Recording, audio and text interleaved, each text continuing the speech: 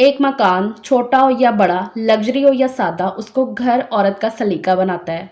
कुछ घर छोटे होते हुए भी साफ सुथरे, सिमटे हुए और पाकीज़ा लगते हैं। वहीं पर एक बड़ा लग्जरी घर लेकिन हर टाइम गंदा, बिखरा हुआ और नेगेटिव वाइब्स देता है। यहाँ पर फ़र्क सिर्फ सफाई का नहीं है, बल्कि कुछ आदतों का है, जिन्हें हम अक्सर नज़रअंदाज कर देते हैं। तो आज मैं स्पेशल अपनी मिडिल क्लास बहनों के लिए बिल्कुल ज़ीरो कॉस्ट 5 मिनट्स हैबिट्स लेकर आई हूँ, जिनकी वजह से चाहे आपका घर छोटा है लेकिन हर टाइम ऑर्गेनाइज्ड और टाइडी नज़र आएगा। सो मेरी ये वीडियो को प्लीज़ पूरा देखना है बिना स्किप करे। किसी भी पॉइंट पे आपको आज का मेरा ये व्लॉग पसंद आए तभी एक लाइक और चैनल को सब्सक्राइब लाज़मी करिएगा। So let's start today's vlog. अस्सलामुअलैकुम, क्या हाल चाल है, कैसी है मेरी प्यारी सी यूट्यूब फैमिली। उम्मीद है आप सब खैरियत से होंगे। अल्लाह का शुक्र है मैं ठीक हूँ, अल्हम्दुलिल्लाह। चलो आज की अपनी ये डेली रूटीन आपको दिखाते हुए कुछ गलतियाँ जो अक्सर ख़वातीन से हो जाती हैं, जिनकी वजह से आपका घर गंदा नज़र आता है।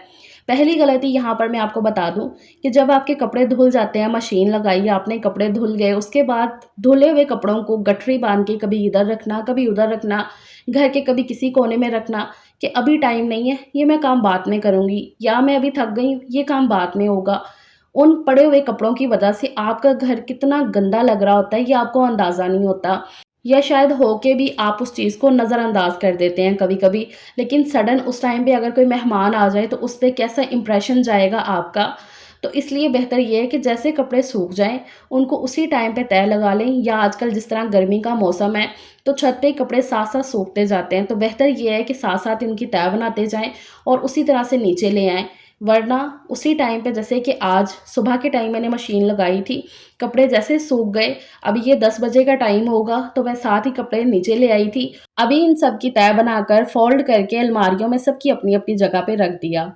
सेकंड मिस्टेक जो अक्सर हम करते हैं कि जो हमारे पहनने के लायक नहीं रहते हैं कपड़े, बच्चों को छोटे हो जाते हैं या हम इस्तेमाल में नहीं ला रहे हैं उन कपड़ों को, तो वो कपड़े भी अलमारी में पड़े रहते हैं। जिसकी वजह से जो आपके पहनने लायक कपड़े होते हैं, उनको हम अच्छे से नहीं रख पाते हैं। इससे अलमारी ओवरबर्डनाइज़ हो जाती है और अनऑर्गेनाइज़्ड लगती है। इसलिए बेहतर ये है कि टाइम टू टाइम इन कपड़ों को निकालते रहें। जो बच्चों को कपड़े छोटे हो गए हैं या फट गए हैं, तो उनको डस्टिंग में इस्तेमाल कर लें, और बाकी जो कपड़े सही हैं उनको डोनेट कर दें, क्योंकि बहुत सारे ऐसे लोग हैं जिनको इनकी ज़रूरत होती है। आपके लिए कपड़े फ़ालतू हो गए हैं, लेकिन बहुत सारे ऐसे लोग हैं जिनके लिए कपड़े बहुत ही ज़रूरी हैं।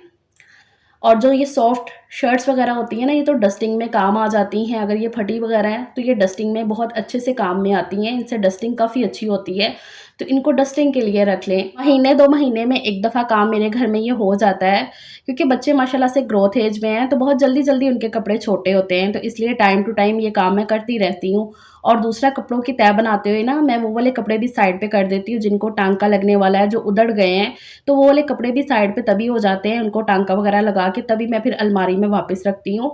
इस तरह से बाद वाला काम जो है ना वो नहीं होता है, तो मैंने कहा ये भी मैं आपको साथ ही साथ बता देती हूँ। बिलीव मी, ये सारे वो काम हैं जिनकी वजह से अल्लाह का शुक्र है मेरा घर काफ़ी टाइडी रहता है। हालाँकि मेरा घर छोटा है, लेकिन अल्हम्दुलिल्लाह मैं बहुत अच्छे से अपनी तरफ से ऑर्गनाइज़ करके रखती हूँ। And the other one is, कमरे में आप सिर्फ़ अपने बेड को सेट कर दो, बेडशीट अच्छे तरीके से बिछा दो, तो आपका पूरा कमरा बहुत ही लश-पश, बहुत ही प्यारा लग रहा होता है। वहीं पे बेडशीट अगर ख़राब है, बिखरी हुई है, सिलवटों वाली है, तो पूरे कमरे की लुक ही चेंज हो जाती है, ऐसे पूरा कमरा बिखरा हुआ नज़र आता है।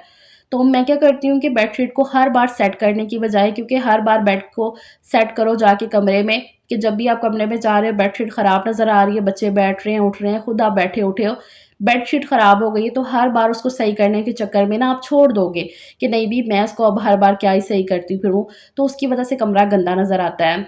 तो इसलिए बेहतर ये है कि कोई ना कोई आप ऐसे जुगाड़ लगा लें जिसकी वजह से जो बेडशीट है वो स्टक करे अच्छे तरीके से आपके बेड के ऊपर, मैट्रेस के ऊपर, वो हर बार आपको सही करने की ज़रूरत महसूस ना हो। अब जैसे कि मैंने अपनी कॉटन की सारी बेडशीट पे, क्योंकि कॉटन की बेडशीट के साथ ये मसला होता है, गर्मी के टाइम पे सबके घर में कॉटन की बेडशीट ही बिछी होंगी बेड पे, तो मैंने क्या किया हुआ है कि अपनी बेडशीट्स के ऊपर ना चारों कोनों पे इलास्टिक अटैच करके रखी हुई है, जो कि काफ़ी दफ़ा मैं आपके साथ शेयर कर चुकी हूँ। आज मैंने नहीं किया वो शेयर, वैसे अगर आप देखना चाहो तो यूट्यूब पे बहुत सारी वीडियोज़ आपको मिल जाएँगी इलास्टिक वाली, या और भी काफ़ी जुगाड़ होंगे जिनको आप यूटिलाइज़ कर सकते हो अपनी बेडशीट पे इस तरह से करके। और अगर आप मेरी वीडियो देखना चाहो तो वो भी आप देख सकते हो, मैं इसका लिंक अटैच कर दूँगी, जिस वीडियो में मैंने इलास्टिक अटैच की हैं, क्योंकि काफ़ी वीडियोज़ में मैं शेयर कर चुकी हूँ। अच्छा जी, उसके बाद आपने अपने घर के जो पर्दे वग़ैरह हैं, वो भी टाइम टू टाइम मौसम के हिसाब से ज़रा चेंज करती रहा करें।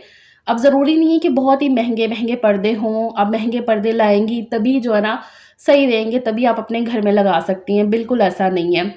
मैंने भी अभी ये जो पर्दे लगाए हैं नेट के, ये मैं लंडे से लेकर आई हुई हूँ। मौसम के हिसाब से जैसे कि अभी गर्मी का मौसम है, तो जितने हवादार ज़रा इस तरह के बिल्कुल बारीक पर्दे होंगे घर में लगे, एक तो उतने अच्छे भी लगेंगे देखने में क्योंकि मौसम के हिसाब से जब चीज़ लगी होती है, उतनी वो अच्छी भी लगती है आपके घर में और दूसरा आपको वो सुकून भी देती है। तो ये नेट के पर्दे हैं, ये मैं लंडे से लेकर आई हुई हूँ, तो ये मैं लगा लेती हूँ। इस तरह से हवा भी अच्छी आती है और दूसरा मच्छर-मक्खियाँ वग़ैरह ना उससे भी ज़रा परहेज़ हो जाता है। तो ये भी आप लाज़मी कर सकते हो। Then declutter your kitchen time to time, हमारी फ़ेवरेट जगह हम औरतों की, दिन का ज़्यादातर टाइम हम अपना किचन में ही स्पेंड करते हैं। तो किचन का ऑर्गनाइज़ रहना हमारे दिमागी सुकून के लिए और हमारे काम करने के लिए बहुत ज़्यादा ज़रूरी है। इसलिए जितना हो सके अपने किचन को डीक्लटर करते रहा करें, चाहे वो डेली बेसिस पे कर लें या हफ़्ते में 1 दफ़ा तो लाज़मी हो जाए। एक तो इस तरह से जब आप अपना कैबिनेट्स में से हाथ निकाल लेते हो ना, डेली की जब सफाई होती है वो तो एक अलग बात है। लेकिन इस तरह से जब एक दफ़ा कैबिनेट्स में से हाथ गुज़र जाता है, हाथ गुज़रने का मतलब इस तरह से कि आप चेक कर लो कि कुछ भी टूटा-फूटा सामान, कुछ डब्बे एक्स्ट्रा पड़े हैं जो इस्तेमाल में नहीं आ रहे हैं, ये कुछ चीज़ें ऐसी पड़ी हुई हैं जो हम इस्तेमाल कर ही नहीं रहे हैं। या कभी-कभी ऐसा होता है ना कि हम काम करते हुए बहुत ही हड़बड़ी में, जल्दबाज़ी में चीज़ों को ऐसे ही रख देते हैं, जिसकी वज़ह से चीज़ें ऐसे-वैसे ही पड़ी रहती हैं। कभी-कभी कुछ गिर भी रहा होता है, हमें नहीं इतना पता चलता और चीज़ें अनऑर्गनाइज़ हो जाती हैं और जब हम इस्तेमाल कर रहे होते हैं, तब हमें ढूँढनी पड़ती हैं। तो वो हमसे ही मिस्टेक में हो जाती हैं। ज़ाहिर-सी बात है किचन में ज़्यादातर हम ख़वातीन ही काम करती हैं। तो इसलिए हफ़्ते में जब एक दफ़ा आप ऑर्गनाइज़ कर लोगे चीज़ों को, एक तो सारा कुछ सामान अपनी जगह पे वापस रखा जाएगा और दूसरा जो भी एक्स्ट्रा है, वो आप निकाल दोगे। उसके बाद अपने किचन की जो शेल्फ़ होती है उसको जितना हो सके ना उतना ज़रा खाली रखा करें। अब मेरा किचन आपके सामने है, बहुत ही छोटा-सा है। हालाँकि मुझे बहुत सारी बहनें कह रही होती हैं कि आपने अपनी ना शेल्फ़ के ऊपर बहुत सामान रखा हुआ है। तो मुझे नहीं लगता कि मैंने बहुत सामान रखा हुआ है, बहुत ही ज़रूरी चीज़ जो बिल्कुल हाथ के नीचे होनी चाहिए, जो शेल्फ़ पे ही सही लगती है, वही मैंने रखा हुआ है। अब मेरी जो शेल्फ़ है आप देख ही रहे हैं कितनी-सी है, ठीक है? फिर भी मैं देखती हूँ बहुत सारी ख़वातीन बहुत कुछ जो है ना वो शेल्फ़ के ऊपर ही रख देती हैं, जो एक्स्ट्रा होता है। अब मैंने बहुत सारी ऐसी चीज़ें हैं जो वॉल हैंगिंग की हुई हैं, जैसे कि आप देखते हैं मेरी ये स्पैचुला स्टैंड हो गया, वो भी मैंने वॉल हैंग किया हुआ है। उसके बाद और बहुत सारी छोटी-मोटी चीज़ें, अपना मेरा चकला बेलन वो भी मैंने वॉल के साथ ही हैंग किया हुआ है। तो इस तरह से ना मतलब काफ़ी चीज़ें ऐसी हैं जो मैं हैंग करके रखती हूँ और जो शेल्फ़ पे है ना मैंने बहुत मिनिमम सी चीज़ें रखी हैं जिससे एक तो मुझे काम करने में आसानी हो, क्योंकि जब शेल्फ़ पे बहुत ज़्यादा सामान पड़ा होता है ना तो हर बार आप काम करते हुए कभी एक चीज़ को उठा के दूसरी जगह पे रखोगे, वहाँ से उठा के इधर रखोगे, उससे एक तो बिखर जाएगा पूरा किचन और दूसरा जो है ना आपको काम करने में भी ना मसला होता है। इसलिए अगर आपका किचन बहुत बड़ा भी है तब भी आप शेल्फ़ पे बहुत ही कम से कम सामान रखें और अगर आपका छोटा है तब तो आपकी मजबूरी बन जाती है कि आप शेल्फ़ पे बहुत ज़्यादा सामान नहीं रख सकते हो, तो ज़्यादा से ज़्यादा चीज़ों को हैंग करके रखें। अगर वो हैंग हो जाती हैं नहीं तो कैबिनेट्स वग़ैरह में बंद करके उन्हें रख दें, या नीचे वाले कैबिनेट्स में या ऊपर वाले कैबिनेट्स में। लेकिन हाँ, शेल्फ़ पे बहुत ही कम से कम सामान रखें। चीज़ें ऑर्गनाइज़ भी लगेंगी और आपको बिल्कुल भी शर्मिंदगी फ़ील नहीं होगी कि भई मैं खाना बना रही थी, तो मेहमान आ गए हैं, अजीब-सा लगेगा। तो बिल्कुल भी अजीब-सा नहीं लगने वाला, क्योंकि आप जब इस तरह की छोटी-छोटी चीज़ों का ध्यान रख लेंगे, तो आपका घर गंदा नहीं लगेगा, किचन गंदा नहीं लगेगा। उसके बाद चीज़ों को टाइम टू टाइम साफ़ करती रहा करें, जैसे कि ग्रोसरी आइटम्स आपकी ख़त्म हो गई डब्बों में से, चीनी ख़त्म हुई है डब्बे में से, तो उसको रिफ़िल करने से पहले आपने अच्छे से वॉश करना, सुखाना है और फिर दोबारा से उसमें चीज़ को रिफ़िल करें।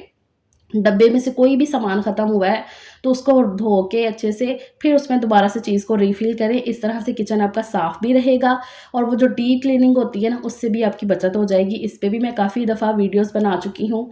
बहुत सारी चीज़ें ये आपके साथ मैं शेयर कर चुकी हूँ, लेकिन हाँ, ये भी ज़रा ऑर्गनाइज़ेशन में आ जाता है, तो इसलिए मैं ये भी आपके साथ शेयर कर रही हूँ। बातों-बातों में यहाँ पर मटर चावल बन के तैयार हो गए हैं। गर्मियों का बहुत ही बेहतरीन सा ये खाना है। एक तो फटाफट से बन भी जाता है और दूसरा सबको बड़ा ही पसंद आता है। यहाँ पर खाना बन गया है। अच्छा, खाना भी ये कोशिश किया करें कि जितना हो सके सुबह के टाइम ज़रा बना के रख लें। सहूलत हो जाती है क्योंकि जैसे-जैसे दिन गुज़रता जाता है वैसे-वैसे गर्मी और ज़्यादा बढ़ती जाती है।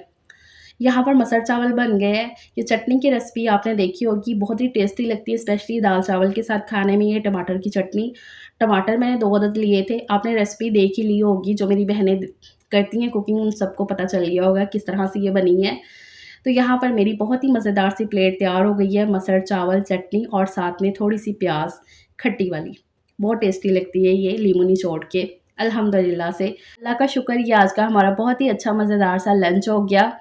और ये गर्मी का मौसम है, तो जितना हो सके अपनी फैमिली को और ख़ुद को हाइड्रेट रखें।